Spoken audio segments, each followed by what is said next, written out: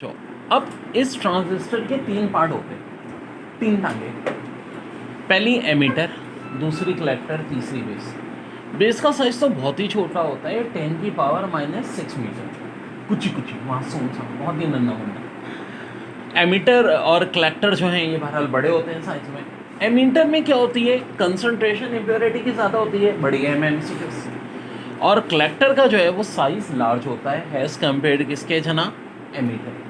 Collector का size क्या होगा, large as compare to emitter. तो डियर ये बिल्कुल बेसिक अभी हमने बात की, इससे रिलेट ट्रांजिस्टर से रिलेट। अब ट्रांजिस्टर के अंदर करंट भी सबसे ज़्यादा एमीटर में होता है, बेस में सबसे कम, फिर कलेक्टर। देखो कलेक्टर और बेस का जो सम होता है वो हमेशा किसके बराबर होता है, एमीटर। तो ये न्यूमेरिकल बहुत आया। ऐसा न्यूमेरिकल कैसे आया था बता देता हूँ। 8.2 उन्होंने कलेक्टर का करंट दिया था, 0.1 बेस का दिया था।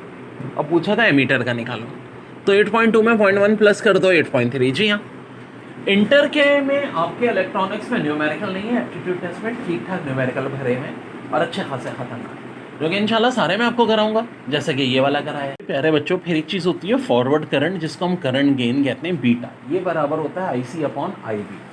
IC से मुराद कलेक्टर का करंट, IB से मुराद बेस का करंट। तो कलेक्टर का करंट आपको दिया हुआ होगा, जो कि एक बड़ा मशहूर न्यूमेरिकल है, 10 मिली एम्पेयर, और बेस का दिया है 40 माइक्रो एम्पेयर। तो जनाब मिली बोले तो 10⁻⁻3, माइक्रो बोले तो 10⁻⁻6। ये ज़ीरो तो लड़के मर गए, -6 ऊपर जाएगा क्या हो जाएगा, +6। +6 और -3 का मतलब है +3 यानी 1000 डिवाइड बाय 4 यानी कि 250। वेरी वेरी इंपॉर्टेंट, बहुत आया है वाला न्यूमेरिकल पेपर में, बहुत बार ये न्यूमेरिकल आया है हैज़ इट इज़ वैल्यू के साथ। ठीक है जी। तो जो भी करंट कलेक्टर का है उसको बेस के करंट से डिवाइड कर दें, आपका क्या आ जाएगा, फॉरवर्ड करंट या करंट गेन, जाहिर बीटा से। पेपर का बड़ा अच्छा सवाल। कलेक्टर का करंट दिया हुआ है 4 मिली एम्पेयर,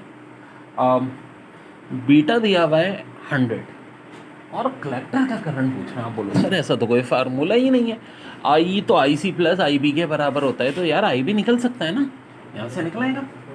बीटा की वैल्यू 100 है, ये 4 है, IP चाहिए, क्रॉस मल्टीप्लाई कर दो, 4 डिवाइड बाय 100, 0.04। ठीक है, 0.04।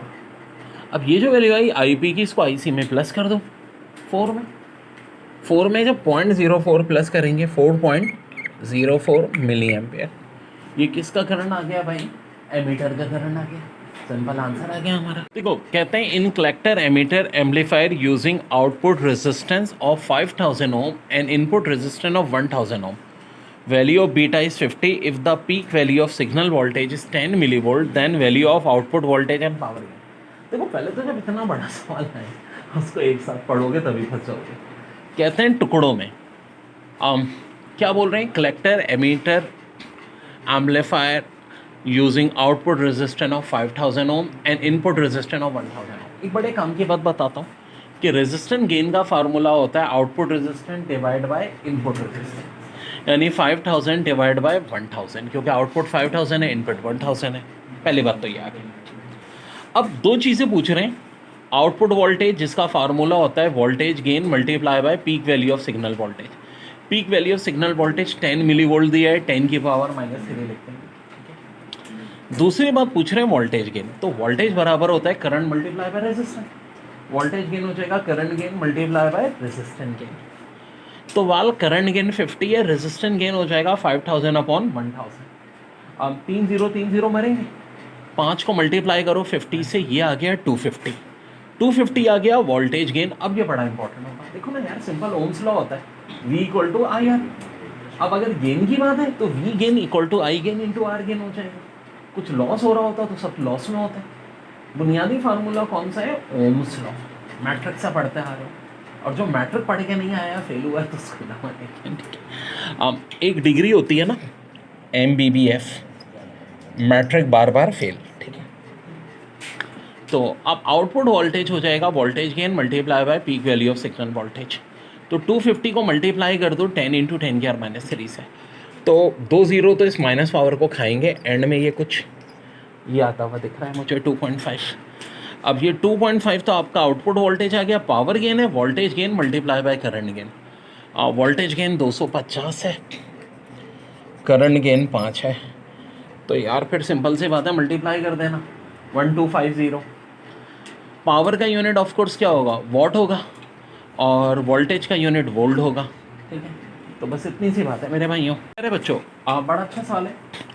For normal working of transistor it's emitter based junction is, तो बहुत सारे ऑप्शन दिए हैं, फॉरवर्ड बेयास, ज़ीरो बेयास या रिवर्स बेयास। दोबारा देख लें, for normal working of transistor it's emitter based junction is forward bias, zero bias या रिवर्स बेयास। तो चीज़ का करेक्ट ऑप्शन क्या है, forward bias, forward bias. For normal working of transistor it's collector based junction is, तो जी zero biased, reverse biased, forward bias. For normal working of a transistor it's collector based junction, तो ये होता है reverse Byas. तो जनाब दोनों MCQs paper में बार बार रिपीट होती हैं, दोबारा देख लें। For normal working of transistor it's emitter based junction, emitter based junction हमेशा क्या होगा, फॉरवर्ड बेयास। और नॉर्मल वर्किंग ट्रांजिस्टर की अगर चाहिए तो कलेक्टर बेस्ड जंक्शन हमेशा क्या होगा, रिवर्स बेयास। बच्चों हाफ वेव रेक्टिफिकेशन के बाद कहानी है फुल वेव रेक्टिफिकेशन। देखो एक बड़ी आसान सी तरकीब करते हैं, हम क्या करते हैं, एक की जगह दो डायोड लेते हैं। ये जो ब्लैक कलर से दिख रहा है डायोड 1 का पार्ट, फॉरवर्ड बेयसिंग, रिवर्स फॉरवर्ड बेयसिंग, ऐसा तो हाफ में भी हुआ था, लेकिन अब कहानी में ट्विस्ट ये है कि एक दूसरी डायोड भी होती है जो ब्लू कलर से, जिस वक्त पहली वाली फॉरवर्ड बेयसिंग कर रही है, रिवर्स कर रही है। जब पहली वाली रिवर्स कर रही है तो दूसरी वाली फॉरवर्ड कर रही है, तो फॉरवर्ड रिवर्स इस तरह चलता रहता है। अब होगा क्या, देखो जिस वक्त D1 करंट फ्लो कर रहा है D2 नहीं कर रहा, लेकिन जिस वक्त D1 करंट फ्लो नहीं कर रहा, ब्लू से मैंने D2 दिखाया सब कुछ, तो D2 करंट फ्लो कर रहा है। इसलिए अब यह हाफ वेव नहीं हो रहा, बल्कि क्या हो रहा है, फुल वेव। D1 और D2 मिला के दोनों अल्टरनेट करंट कर रहे हैं। नतीजे के तौर पे ये हो रही है फुल वेव रेक्टिफिकेशन। यानी फुल वेव रेक्टिफिकेशन के लिए हमें दो डायोड्स चाहिए होती है, और हाफ वेव रेक्टिफिकेशन में हम एक डायोड यूज़ करते हैं। बहुत एडवांस इलेक्ट्रॉनिक्स में डायोड ब्रिज का भी इस्तेमाल होता है, जिसके अंदर 4 डायोड्स यूज़ होते हैं। So very very important concept. फिर देख लो, ये जो ब्लैक कलर से जाहिर हो रहा है D1 का पाथ हो रहा है इनपुट, कि भाई फॉरवर्ड बेयसिंग, रिवर्स बेयसिंग, और ये नीचे जो आउटपुट है यानी जो हम करंट फ्लो कर रहे हैं, देखो एक बार D1 का करंट फ्लो हो रहा है तो दूसरी दफ़ा D2 का हो रहा है, तो कोई गैप नहीं आ रहा करंट में, फुल वेव रेक्टिफिकेशन। इसके बाद एक चीज़ कहलाती है रेक्टिफिकेशन। ये क्या होता है, रेक्टिफिकेशन का मतलब होता है एसी करंट को डीसी करंट में कन्वर्ट करना, एसी करंट को डीसी करंट में कन्वर्ट करना, ऑल्टरनेट करंट को डायरेक्ट करंट में कन्वर्ट करना। वेल एसी डीसी के डिफरेंस की कभी हम बहुत डिटेल में बात करेंगे। अब इनपुट वेव क्या होती हैं, जो कि आपके ऑल्टरनेट चल रही होती है। यानी देखो पहले हम बात कर रहे हैं हाफ वेव रेक्टिफायर की। एक डायोड लिया हमने, एक बार हुई फॉरवर्ड बेयसिंग, एक बार रिवर्स बेयसिंग, फॉरवर्ड बेयसिंग, रिवर्स बेयसिंग, ऐसे ही हो रहा है साइकिल। तो जब फॉरवर्ड बेयसिंग हो रही है तब तो करंट फ्लो हो रहा है, रिवर्स बेयसिंग में करंट फ्लो नहीं हो रहा है। तो करंट कैसे फ्लो हो रहा है, ऑल्टर फ्लो, ऑल्टर। ये कब की बात होगी, जब हम क्या करते हैं, हाफ वेव रेक्टिफिकेशन। रेक्टिफायर ज़ाहिर है ये इंस्ट्रूमेंट हो गया, और रेक्टिफिकेशन प्रोसेस हो गया एसी करंट को डीसी करंट में कन्वर्ट करने का। नोट डाउन देखिए, एमसीक्यू से diode is made up of conductivity, semiconducting या इंसुलेटिंग, तो of course semiconducting material से बनती है, सिलिकॉन और जर्मेनियम से। फिर semiconductors are classified has intrinsic, extrinsic, both A and B, addition of impurities and pure form of material। तो जनाब both A and B, addition of impurities and pure form of material। फिर इसके बाद है diode is dash directional, तो unidirectional होती है। फिर dash are made from special semiconductor such as gallium arsenide and gallium arsenide photodiode, फोटाइट। तो गैलियम आर्सेनाइड फॉस्फाइड। तो एलईडी या फोटोवोल्टाइक सेल या फोटोडायोड, तो करेक्ट आंसर है लाइट एमिटिंग डायोड यानी एलईडी। देखो बच्चों एक बात याद रखो, एलईडी की जो डायग्राम है और फोटोडायोड की डायग्राम है थोड़ा सा फ़र्क है।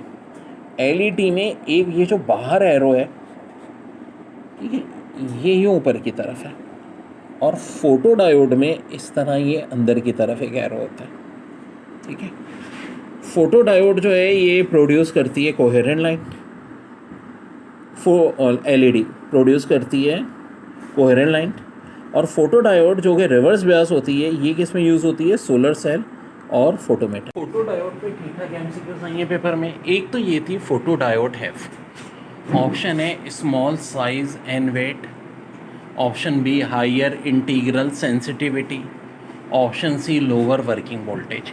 तो ऑफ कोर्स भाई फोटोडायोड का हम कहते हैं स्मॉलर साइज और वेट भी होता है, हायर इंटीग्रल सेंसिटिविटी भी होती है, और लोअर वर्किंग वोल्टेज भी होता है। तो करेक्ट आंसर हो जाएगा ऑल ऑफ दिस। दूसरी एमसीक्यू जो फोटोडायोड से बहुत आती है कि फॉरवर्ड बायस है या रिवर्स बायस है, तो याद रहेगा फोटोडायोड रिवर्स बायस है, फोटोडायोड रिवर्स बायस है। तीसरी एमसीक्यूज जो फोटोडायोड से बहुत आती है कि फोटोडायोड लाइट एनर्जी को किस में कन्वर्ट करती है, क्या केमिकल एनर्जी में, क्या मैकेनिकल एनर्जी में, या इलेक्ट्रिकल एनर्जी में। तो याद रहे फोटोडायोड लाइट एनर्जी को इलेक्ट्रिकल एनर्जी में कन्वर्ट करती है, ठीक है, ई यानी इलेक्ट्रिकल एनर्जी है रिवर्स बायस। और क्या बात है, हमें स्मॉल साइज वेट होता है, हायर इंटीग्रल सेंसिटिविटी होती है, लोअर वर्किंग वोल्टेज होता है।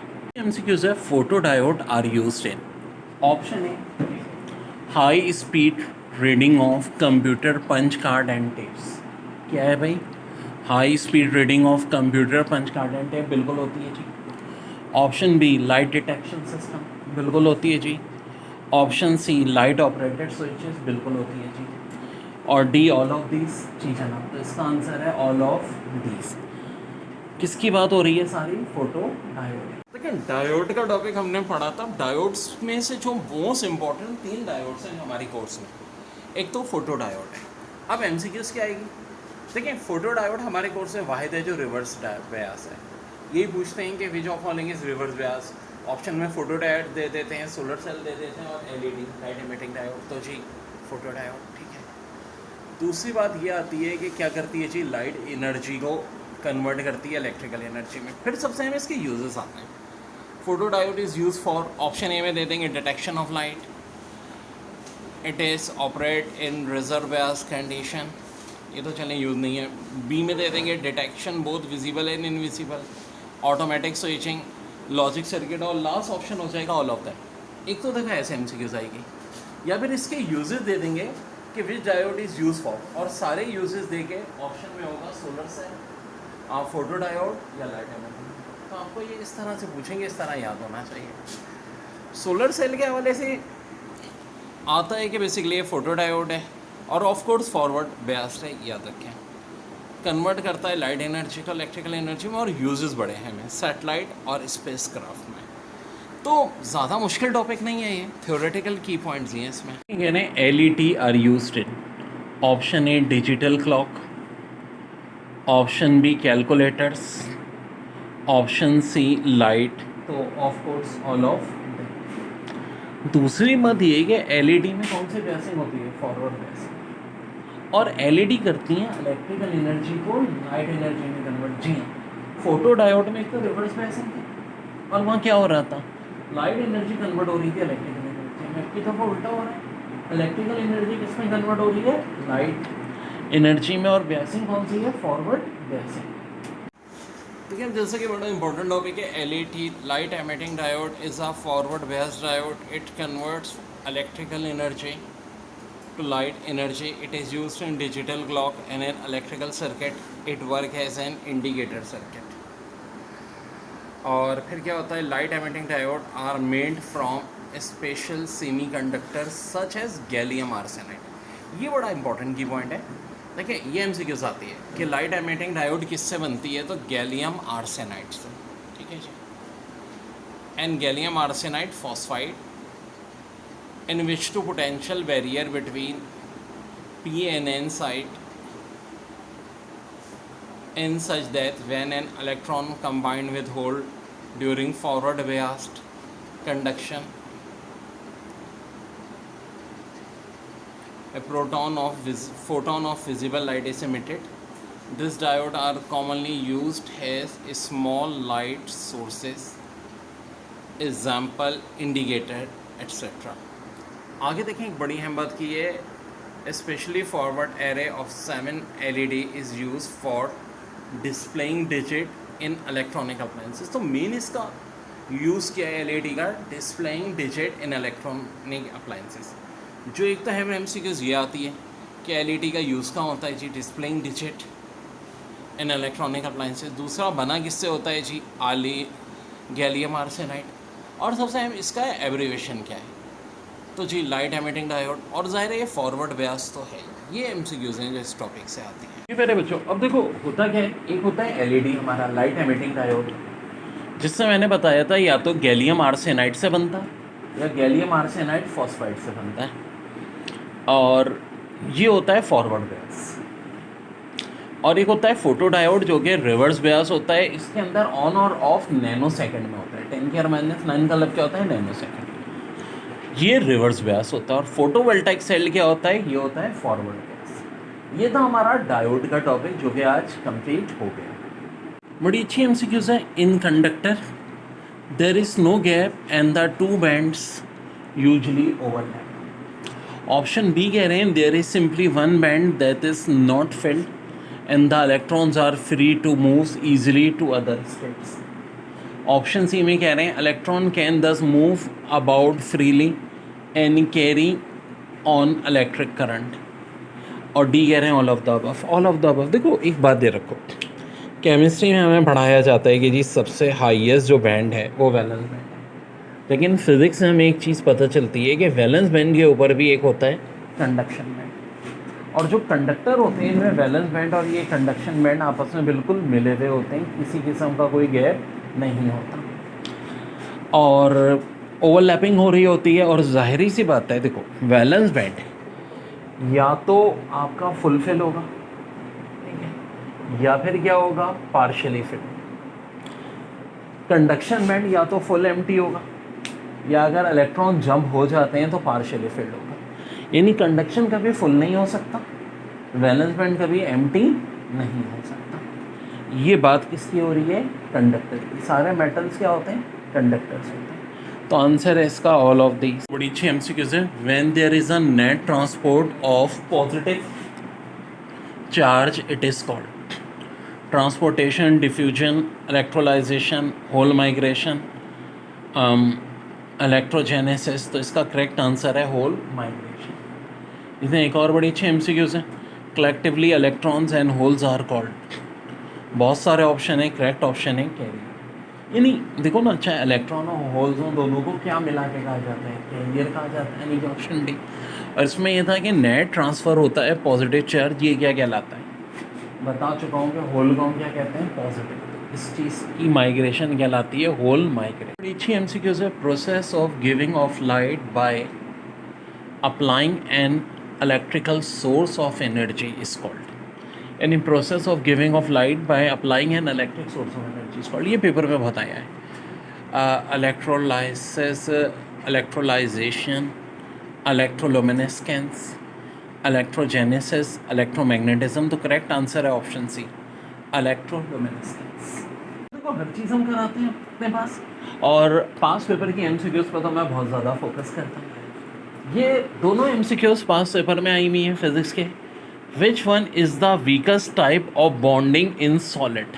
अब देखो ये तो केमिस्ट्री में भी आती है और फिजिक्स में भी आती है. ऑलराउंडर MCQs हैं. आयनिक, कोवेलेंट, मेटलिक या वंडरवॉल. तो इसका करेक्ट आंसर है वंडरवॉल. ठीक है जी. A metallic bond differ from a covalent bond in that it is not directional. ये बात तो वैसे सही है, लेकिन मैं ए पे टिक करके आगे इसलिए नहीं बढ़ रहा क्योंकि मुझे डी ऑप्शन में कुछ लिखा हुआ दिख रहा है, ऑल ऑफ द अबव. जब भी ऑल ऑफ द अबव है मैंने कहा ज़रा भाई रुको, बाकी ऑप्शन भी देखो. ना हो ऐसा तो ए को टिक कर दो. इट इज़ नॉट सैचुरेटेड, ये भी होता है. ये भी होता है। अब एक बात बताओ, क्या मुझे ऑप्शन सी पढ़ने की ज़रूरत है? नहीं। ऑप्शन सी वैसे है क्या, valence electron are not attach to any particular atom, वैसे ये बात भी सही है, लेकिन अगर इनकेस आपको ऑप्शन सी के मुतालिक इल्म नहीं है तो देखो ट्रिक क्या है। ऑप्शन ए आपको पता है सही है, ऑप्शन बी सही है, डी ऑल ऑफ अबव है, कोई बोथ ए एंड बी वाला ऑप्शन नहीं है, तो लाजिम बात है ऑप्शन सी भी क्या होगा, करेक्ट होगा। तो तीनों बातें डिफरेंट होती हैं। मेटालिक बॉन्ड के हवाले से it is not directional, it is not saturated, valence electron are not attach to any particular atom. पक्की पक्की एमसीक्यूज है। मैक्सवेल ने कहा था कि electric wave magnetic waves produce करती हैं, फ्राइडे ने कहा था magnetic wave electric wave produce करती हैं, दोनों की बातें सही हैं। अब एग्जाम में ये हम याद कैसे रखें कि मैक्सवेल ने क्या कहा था और फ्राइडे ने? अक्सर लोग कंफ्यूज होते हैं। भाई मैक्सवेल की स्टेटमेंट क्या है, पूछ लेंगे कि electric wave magnetic wave produce करती हैं, मैग्नेटिक इलेक्ट्रिक करती हैं, तो क्या रखने की बड़ी आसान ट्रिक है, M for Maxwell, M for magnetic. तो मैक्सवेल चूँकि एम से शुरू होता है इसलिए एम को तरजीह देगा, ये कहेगा कि इलेक्ट्रिक वेव्स जो हैं वो मैग्नेटिक वेव्स प्रोड्यूस करती हैं, ठीक है। और इसी तरह मैग्नेटिक वेव्स इलेक्ट्रिक वेव शुरू करती हैं, ठीक है। तो ये बात किसने कही थी, फ्राइडे ने कही थी। तो अब ये कैसे रख सकते हो, देखो फ्राइडे की स्पेलिंग एफ से शुरू होती है और इलेक्ट्रिक ई से आता है, तो ई और एफ पड़ोसी हैं, तो बड़ा आसान है याद रखना। Electric wave magnetic wave produce करती हैं, ये बात मैक्सवेल ने कही थी, और magnetic wave electric waves produce करती हैं, बात फ्राइडे। बच्चों फिजिक्स में बहुत ही अहम टॉपिक करा रहा हूँ, इलेक्ट्रॉनिक्स, आखिर यही चैप्टर क्यों? इसका रीज़न इसमें केमिस्ट्री फिजिक्स दोनों का इस्तेमाल है, और वो बच्चे जिनकी बेसिक बहुत वीक है केमिस्ट्री फिजिक्स की, उनके लिए बड़ा आइडियल चैप्टर होता है। देखो एक होता है 1s2, 2s2, 2p2, ये इलेक्ट्रॉनिक कॉन्फ़िगरेशन होती है कार्बन की, लेकिन ये कहलाती है ग्राउंड स्टेट। और एक इसकी एक्साइटेड स्टेट होती है 1s2, 2px1, 2py1, 2pz1। देखिए बहुत सारे स्टूडेंट मेरे पास ऐसे भी होते हैं जिनका प्री कंप्यूटर होता है, केमिस्ट्री का बैकग्राउंड नहीं होता, तो इसलिए ये बात बहुत डिटेल में समझाता हूँ कि भाई ये हो जाती है एक्साइटेड स्टेट, एक इलेक्ट्रॉन s का 2s का जंप या 2s1 रह गया, ठीक है, वो जंप कर देता है, और p के भी जो सब ऑर्बिटल्स हैं px, py, pz, इनमें एक एक इलेक्ट्रॉन आ जाता है। बिल्कुल बेसिक बात है, पता होनी चाहिए, नहीं है तो आप सीख लीजिए। ये होती है ग्राउंड स्टेट, एक कहलाती है एक्साइटेड स्टेट। अब बहुत कुछ केमिस्ट्री का इस्तेमाल फिजिक्स के इस चैप्टर में होने वाला है, जिस चैप्टर को हम क्या कहते हैं, इलेक्ट्रॉनिक्स। यहाँ तक नोट डाउन। पक्की पक्की एमसीक्यूज है। मैक्सवेल ने कहा था कि electric wave magnetic waves produce करती हैं, फ्राइडे ने कहा था magnetic wave electric wave produce करती हैं, दोनों की बातें सही हैं। अब एग्जाम में ये हम याद कैसे रखें कि मैक्सवेल ने क्या कहा था और फ्राइडे ने? अक्सर लोग कंफ्यूज होते हैं।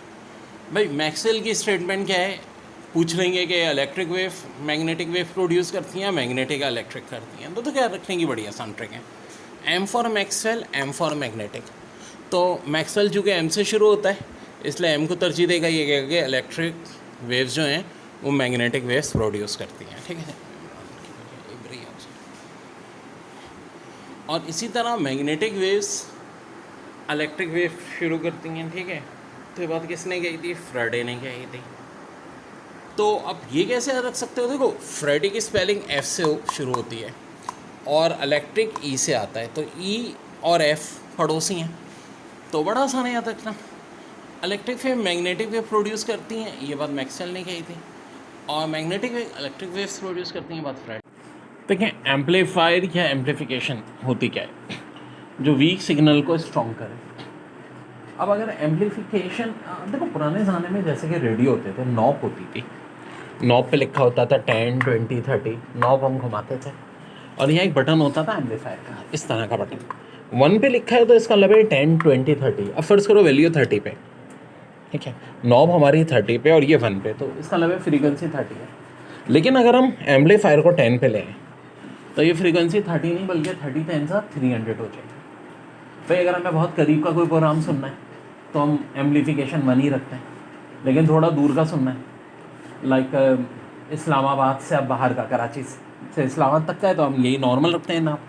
लेकिन लाइक पड़ोसी कंट्रीज़ हैं, ईरान, अफ़गानिस्तान वगैरह, ठीक है।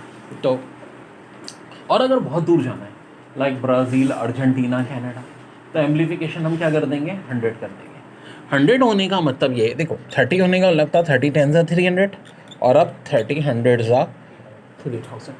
बहुत दूर की फ्रीक्वेंसी कैच होगी। ये पहले ऐसा हमारे पास जो रेडियो होते थे उनमें ही था, तो चूँकि बहुत जदीद सिस्टम्स आ गए हैं, मोबाइल वगैरह, अब यही अनफॉर्चुनेटली आपको जो इलेक्ट्रॉनिक्स पढ़ाई जाती है वो बहुत पुरानी पढ़ाई जाती है। मैं तो आपको लेटेस्ट भी पढ़ा रहा हूँ, जो कि एप्टीट्यूड टेस्ट में लेटेस्ट की ज़रूरत होती है, लेकिन जो आपकी बुक की है वो बहुत ही पुरानी है, ठीक है। तो ये एम्पलीफायर का इस्तेमाल इस तरह से होता है, ये इसकी एक एग्जांपल दी हुई है, ठीक है जी। बहुत ही अच्छी एमसीक्यूज है। Free electron during their course of the motion towards the positive terminal, the atoms of the conductor which in turns the dash velocity gained due to acceleration। तो दोनों ऑप्शन है, ये reduces भी और destroy भी। कह सकते हैं टर्न reduces the velocity या destroy the velocity gained due to acceleration। बड़ी अच्छी MCQs। if temperature is raised the resistivity increase या decrease, तो करेक्ट आंसर है डिक्रीज। और दूसरा है इन डोव semiconductor the impurity dash the electrical conductance, decrease या इंक्रीज, तो ये है increase. In NPN transistor the forward bias cause the dash to flow the emitter to base, तो करेक्ट आंसर है इलेक्ट्रॉन। देखो एनपीएन की बात हो रही है ना, ट्रांजिस्टर क्या करता है, forward bias cause the electron to flow the emitter to base, NPN का मतलब ये नेगेटिव यानी। बड़ी अच्छी एमसीक्यूज है। आप in PNP transistor the forward bias cause the dash to flow the emitter to base, अब बात पीएनपी की हो रही है तो पॉजिटिव, यानी कि करेक्ट आंसर होगा होल्स, या अगर इलेक्ट्रॉनिक्स में पॉजिटिव से मुराद होती है holes. When there is net transport of positive charge it is called transportation, diffusion, इलेक्ट्रोलाइजेशन, hole migration, तो भाई होल माइग्रेशन। पॉजिटिव चार्ज को इलेक्ट्रॉनिक्स में कहा किया जाता है, होल कहा जाता है। Collectively electrons and holes are called carrier wave, side band, radio wave, carriers, carrier swing, तो करेक्ट आंसर है कैरियर्स, यानी ऑप्शन डी। ओके जी, which of following electromagnetic waves have the highest frequency and shortest wavelength, तो देखो cosmic rays, जी हाँ, cosmic की frequency, energy, momentum सबसे ज़्यादा होता है, वेवलेंथ सबसे कम होती है। Which of following wave are not affected by electric and magnetic field, तो करेक्ट आंसर है इलेक्ट्रोमैग्नेटिक वेव्स। फिर product of permittivity and permeability of free space is given by 1/c², very important. Radio wave and visible light in vacuum have, तो correct answer है same velocity but different wavelength. Electromagnetic radiation of frequency 3 × 10⁵ megahertz lies in, तो correct answer है microwave reason. फिर an electromagnetic wave has wavelength of 10 centimetre, it is in radio region. फिर electromagnetic wave, option A travel in free space at speed of light, are transverse all produce by accelerating charge, all of the above, तो correct answer है all of the above. फिर है if E and B B electric and magnetic vector of all electromagnetic wave then propagation of wave is along the direction of E cross. ये बड़ी कुछ अच्छी MCQs हैं electronics के chapter ही की। Electronic waves are produce by, option A stationary electron, electron moving with uniform speed, electron moving with uniform velocity, तो correct answer है accelerated electrons. MCQ number 2, each electromagnetic wave is composed of, तो correct answer है electric and magnetic field vibrating perpendicular to each other, यानी कि option B, electric और magnetic field लेकिन vibrating perpendicular to each other. फिर question number 3 है electromagnetic wave travels in a direction, तो correct answer है option A perpendicular to electric as well as magnetic field vector. फिर है speed of an electromagnetic wave in a medium depends upon, तो correct answer है option C, electric as well as magnetic properties of the medium, ठीक है। फिर है if epsilon naught is the permittivity and u naught is the permeability of free space, then the speed of electromagnetic wave in vacuum is given by, तो देखो ये option D, सी से मुराद velocity of light, ऊपर 1 है, नीचे square root में epsilon not और ई not, ये करेक्ट। देखिए एम्पलीफायर या एम्पलीफिकेशन होती क्या है, जो वीक सिग्नल को स्ट्रॉन्ग करे। अब अगर एम्पलीफिकेशन, देखो पुराने ज़माने में जैसे कि रेडियो होते थे, नॉब होती थी, नॉब पे लिखा होता था 10, 20, 30, नॉब हम घुमाते थे और यहाँ एक बटन होता था एम्पलीफायर का, इस तरह का बटन। 1 पे लिखा है तो इसका मतलब है 10, 20, 30। अब फर्ज करो वैल्यू 30 पे, ठीक है, नॉब हमारी 30 पे और ये 1 पे, तो इसका मतलब है फ्रीक्वेंसी 30 है। लेकिन अगर हम एम्पलीफायर को 10 पे लें तो ये फ्रीक्वेंसी 30 नहीं बल्कि 30 10 सा 300 हो जाएगा। भाई अगर हमें बहुत करीब का कोई प्रोग्राम सुनना है तो हम एम्पलीफिकेशन 1 ही रखते हैं, लेकिन थोड़ा दूर का सुनना है, लाइक इस्लामाबाद से अब बाहर का, कराची से इस्लामाबाद तक का है तो हम यही नॉर्मल रखते हैं ना।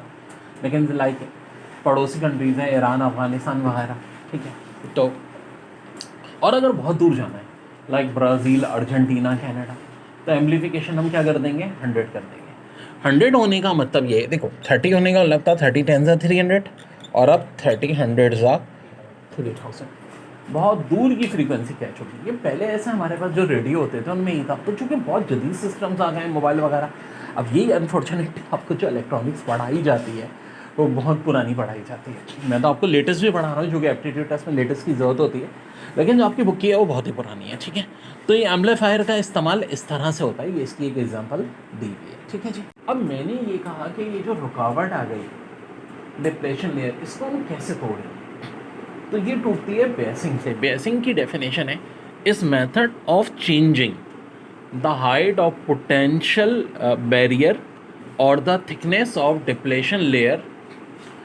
ज़रा फोकस करीब कर दूँ, हाँ अब सही है। Biasing is the method of changing the height of potential barrier और the thickness of depletion layer of P N diode. Very very important, यानी वो मेथड जिससे हम हाइट या तो पोटेंशियल बैरियर की चेंज कर लें या thickness of depletion layer change कर लें, ये चीज़ हमारे पास क्या कहलाती है, बेसिंग। ये चीज़ क्या कहलाती है, बेसिंग। अब देखो ये बेसिंग किस तरह की हो सकती है, किस किस तरह की हो सकती है। एक तो इसमें से कहलाती है हमारी फॉरवर्ड बेसिंग। क्या कहलाती है, फॉरवर्ड बेसिंग। क्योंकि देखो लफ्ज़ यूज़ हो रहा है डेफिनेशन में हाइट चेंज होने का, अब ये कम भी हो सकती है, बढ़ा भी सकते हैं। फॉरवर्ड बेसिंग में हम क्या करते हैं, पॉजिटिव के साथ पॉजिटिव अटैच कर देते हैं, नेगेटिव के साथ नेगेटिव। अब क्या होगा, रिपल्शन शुरू हो जाएगी, इसको इधर की तरफ धकेलेगा और नतीजे के तौर पे ये लेयर क्या हो जाएगी, थिन हो जाएगी। तो फॉरवर्ड बेसिंग के नतीजे में करंट क्या होगा, फ्लो, करंट बहना शुरू हो जाएगा, करंट इज फ्लोइंग।